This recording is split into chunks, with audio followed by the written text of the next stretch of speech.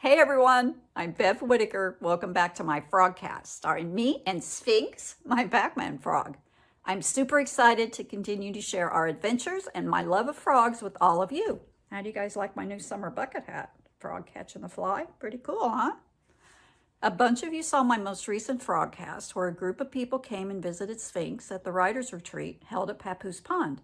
And one person had such a great story that I thought it deserved its own Frogcast. Let me introduce you to my good friend, Wren. Hi, Sphinxy. How are you doing? I have had an awesome time rooming with you here at Papoose Pond and an even better time feeding you worms.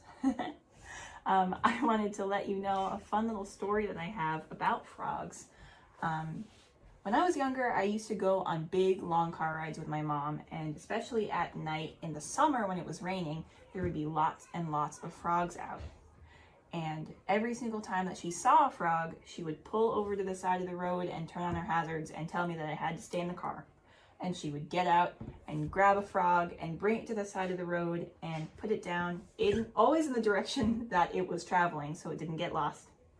And I loved that, and I really wanted to do it.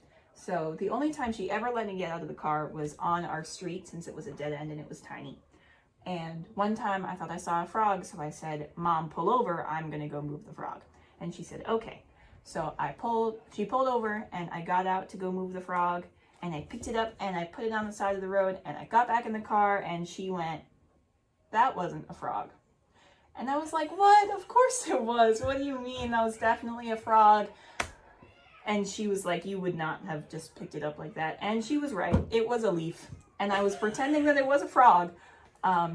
It wasn't a frog. It was definitely a leaf. But since then, I've gotten a lot more comfortable with frogs, and I do move them now. So, yeah. I hope you all enjoyed that story as much as I did. I find it particularly heartwarming because Wren's mom is no longer with us. And I feel really privileged that Wren shared this story with all of us. So I'm dedicating this Frogcast to Wren's mom. Next time, we'll be talking about the sticky tongue that Pac-Man frogs have. It's going to be something.